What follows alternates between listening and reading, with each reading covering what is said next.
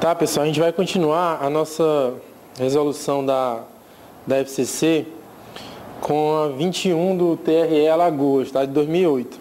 Então, ela fala o seguinte, ó, no âmbito específico da transmissão de voz e vídeos por uma rede de computadores, é fundamental na construção de uma rede robusta para videoconferência com a HT23. Aí ele dá, né, os 5 itens aqui, certo? Ó, aí ele fala que a transmissão é H323, né? Então em VoIP, atualmente, em VoIP, a gente tem praticamente duas arquiteturas, né? A H323 e a SIP, certo? Sendo que a SIP, ela tá tendo mais destaque, tá? Por quê? Por causa da escalabilidade da SIP, certo? Então ele fala, servidor gatekeeper, content service provider, video analyzer, application service provider. Independente, né, se você sabia esses últimos três aí, certo? Esses últimos três, você podia saber, assim, duas coisas que são bem tradicionais de VoIP, né? No caso do HT23, é o gatekeeper e o codec. Então, muita gente, quando você está falando de H323, normalmente se fala gatekeeper, que é um dos servidores que mantém os canais de comunicação.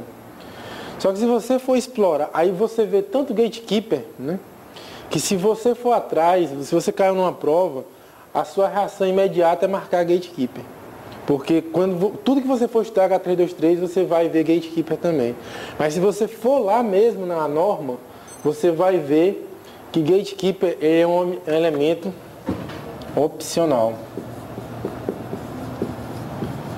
Na realidade, na arquitetura H323, quase tudo é opcional, a não ser uma coisa que é justamente o que ele está perguntando aqui, ó, que é o codec.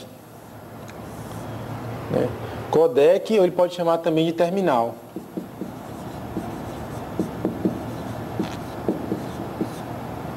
Codec ou terminal. Então a resposta é isso aqui, certo? É a B. A resposta seria a B. Mas assim, o que é codec, certo?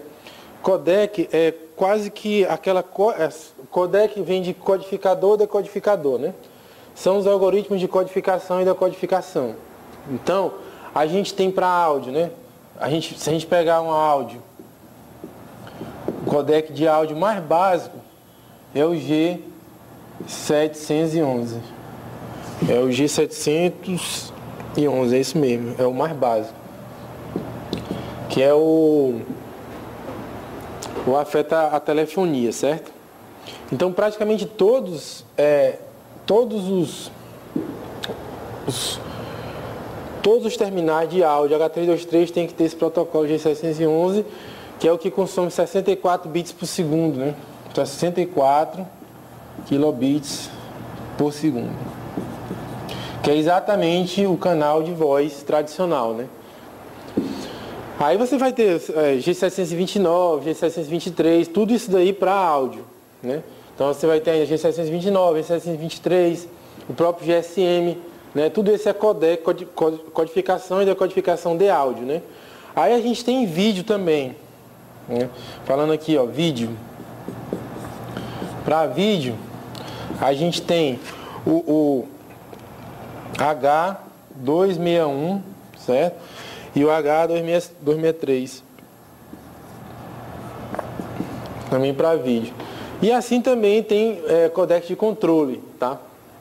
Então, às vezes a gente está vendo, vai ver um vídeo ali naquele do Media Player, né? E aí ele não reproduz determinado vídeo porque ele diz que ele não tem o codec. Né? Ele não tem o codec para poder realizar.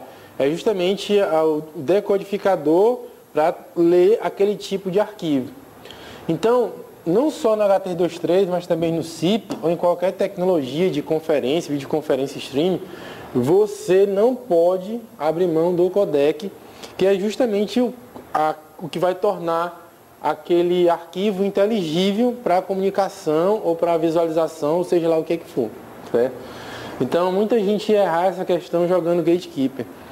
Mas, assim, esse tipo de questão já está se tornando tradicional. Ela caiu na CESP no TCU de 2005. Foi a mesma coisa. Mas ele afirmava, o gatekeeper é um elemento indispensável para tararará. Aí você tinha que saber que ele era opcional. E logo depois, numa questão posterior, ele fala de codec. Então eu tenho quase certeza que a FCC puxou essa questão aí lá da CESP do TCU de 2005. Né? Ok? Vamos aí para 20, também TR Alagoas, tem uma 20 aí, tá? Essa 20 aí é tradicional, tá? Ele dá switch,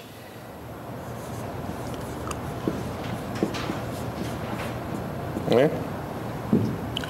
Repetidores,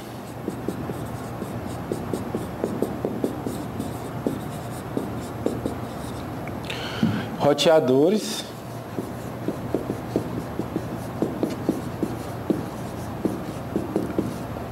aí pergunta quais são as camadas, né, relativas. Isso é a questão tradicional, né? Vamos lá, repetidor é o repeater, né? A gente tem o hub, né? Que é um repetidor, mas é um repetidor multiportas que a gente chama, né?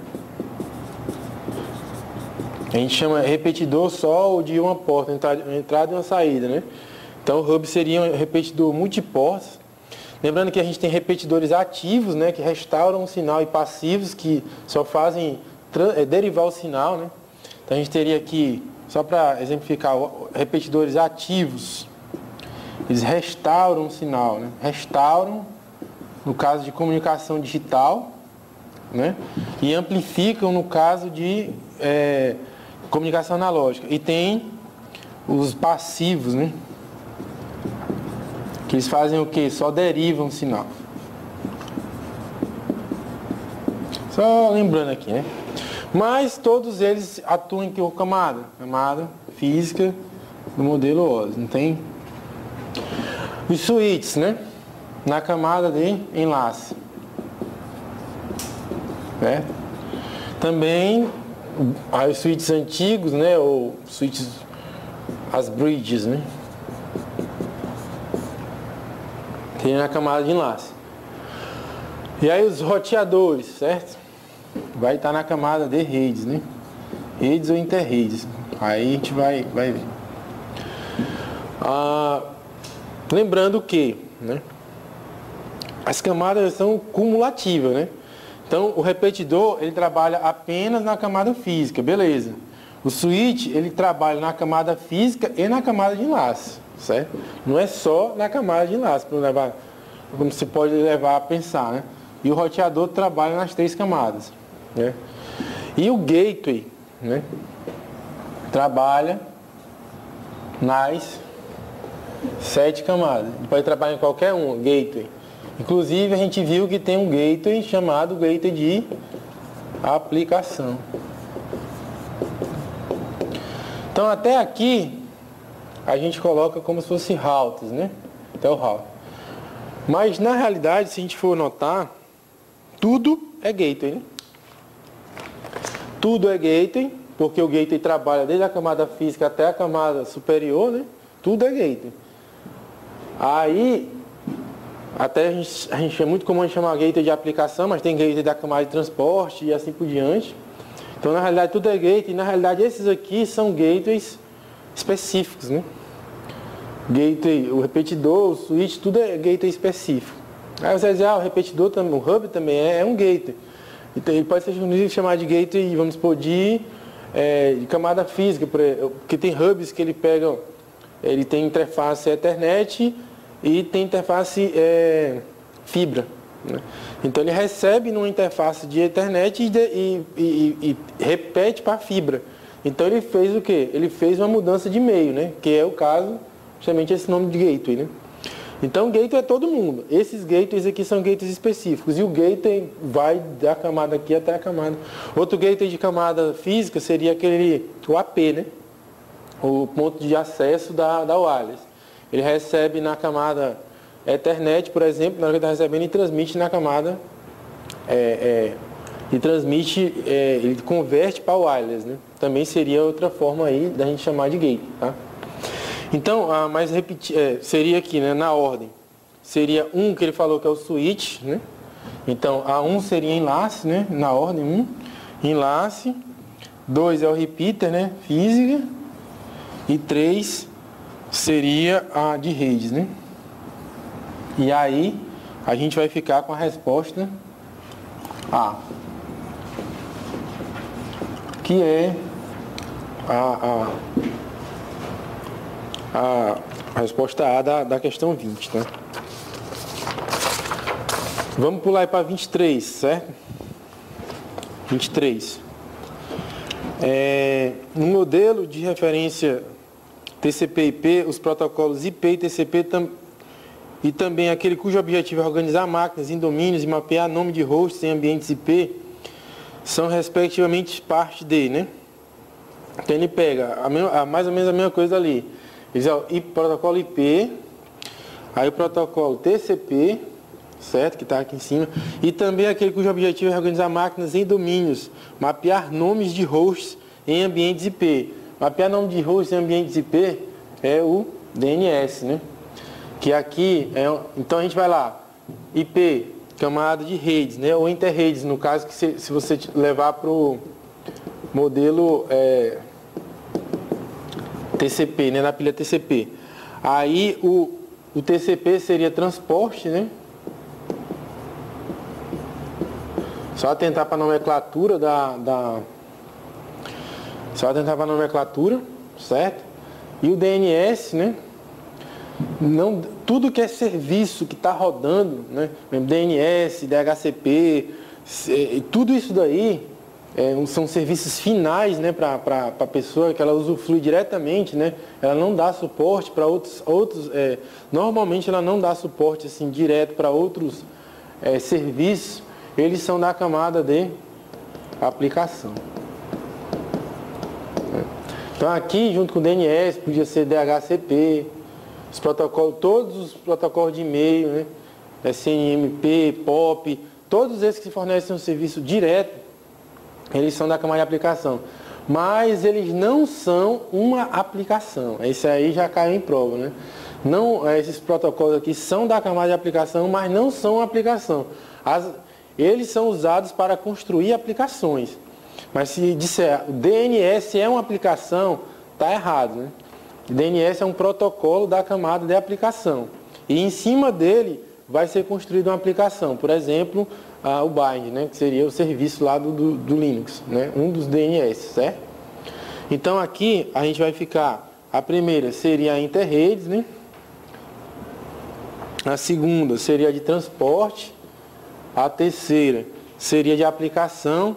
E aí a resposta da 23 seria a resposta D, certo? Então, pessoal, mais uma vez, né, não fugindo aí não interessa qual é a banca que a gente está vendo, né?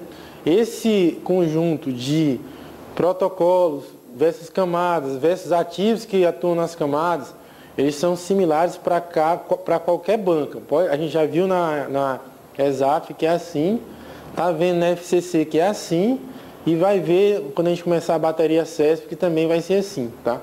Então, esse resumo de protocolos versus camadas versus ativos, ele tem que estar no sangue para a gente não perder questão com bobeira, ok? Então, aí até a próxima aula.